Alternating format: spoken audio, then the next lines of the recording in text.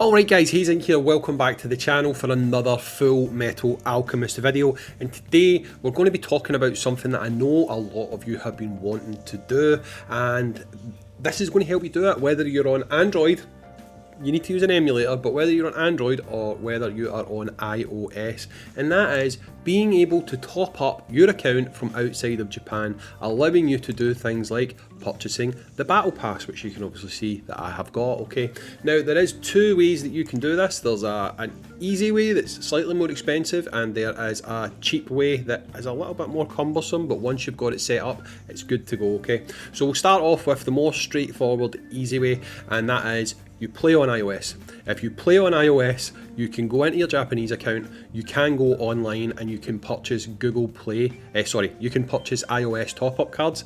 You need to purchase them from a Japanese seller in yen, and you can top up your account with a code and you can just buy straightforward. The downside to that is all of them have a markup on them, okay? So if, for example, you buy 10,000 yen, that would cost you, in my money, that would cost you £60. But if you purchase it off of a seller, it's going to cost you £70. So they've got quite a hefty markup on them, and it's obviously not the most ideal way to do it. Now, you can do it on Android, but you have to do it through iOS. You have to do it through an emulator, unless you have a way of spoofing your geolocation on your phone itself, okay? Now that involves more than just using a VPN, but we'll talk about that just now, so that you can get yourself fully set up. I mean, it might work using a VPN on your phone. I'm not entirely sure. I've not been able to validate it myself, but we're just going to talk about how to do it on your emulator device. Like I say, this process might work using your phone if you simply just use a VPN, but it's the stages you do at the start that's the most important part, okay? So we're going to talk about how you do it on your emulator device, okay? So I'm going to have to close the game. This is the reason why I've left my overlay going, because you're going to have to see some buttons that I push, okay? So when you shut down the game, okay, and you can see that here we're obviously on the desktop, okay? Now the first thing you're going to want to do is create a new Google account, okay? So you need to create a new Google account. There's obviously a few different ways that you can do that, but if you're going to do it on your emulator, which I do recommend BlueStacks for, you want to go add account, you want to go to Google, okay? So at this point, it'll ask you to create a username, a password. I'm not going to create a new account because I'd just done it like 2 minutes ago. But basically you would go through here, you would put in a new email address that you want to use on the next screen. Sorry, this one, for myself.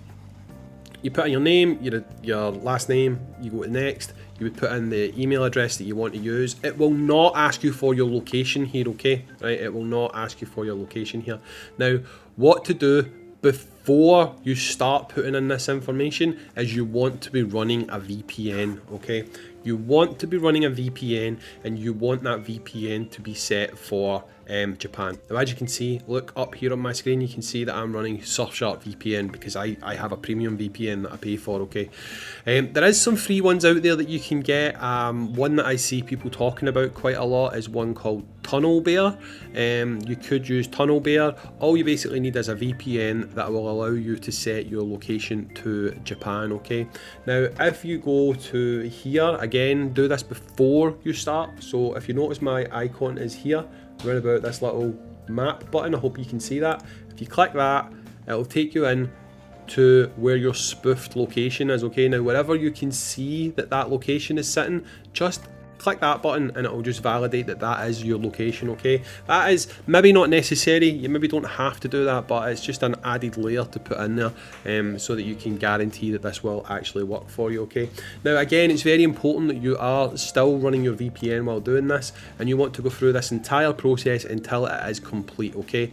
Now what I would do is remove your existing Google account that is on the device at the moment. So take that Google account off of BlueStacks and just have the new account on there, okay? So once you've got to the end, it will be completed and you will have your Google account newly set up, okay? Then what you want to do is you want to go to the Play Store, okay? So you want to go to the Play Store, and when you go to the Play Store, you want to click this button here and you want to go down. That's just a throwaway account, I don't care if you spam it. You want to go down here to payments and subscriptions, okay? Okay, you want to go to payments and subscriptions. Now I'm not going to click this because when I click this you're going to see my payment information. In fact, I'll just blur it out, right? I'll blur it out. So if you go to there, you go to payment methods. So what you want to do is you want to then click add credit or debit card, okay? Now, when you've done this, put in your card number, obviously, put in your valid from date or your expiry date, whatever it is. Put in your code, the 3-digit code. The next part is important, okay? What you want to do on the next part is it's going to ask you for cardholder's name, okay? And it's going to ask you for postcode. Do not put in your own postcode registered to your card, okay? Do not put in your own postcode that is registered to your card. You want to go on to Google and look for a Japanese zip code, okay?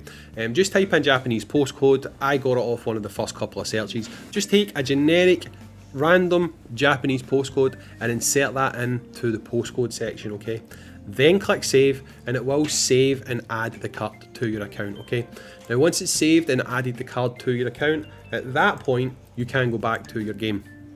Now I can show you this working actually. I'll make a really cheap purchase just now, even though I don't need anything, just to show you that it actually does work on Android devices. Okay, so I'm moving on to the screen where I can actually go ahead and confirm the purchase. Just want to show you guys that the VPN is now switched off. I don't really need to have it on anymore because the account is already done and validated. I'm just going to go with this first purchase here because I don't really need anything. Just really doing this to show you guys it working. I would say that depending on your card issuer, some of them can be funny when you're using a postcode that's not right. So you might, if you've got more than one card, you might have to like use a different card to make sure this actually goes through for you. With me, I'm putting it on my credit card.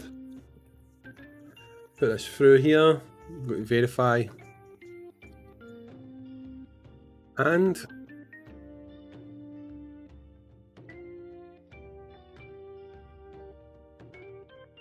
took a second, but as you can see, the payment was successfully made, and that was it. It was nice and easy, nice and straightforward, and I've now got myself my purchase. It's gone. You can see there that my balance has gone up.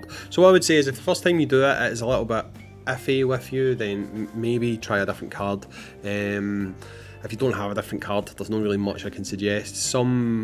Some banks will just flat out refuse if the postcode doesn't match. I know it tends to be something that doesn't happen if you've got like a credit card, but it would probably be the same process if you've maybe got a prepaid debit card or something like that. It would be okay as well.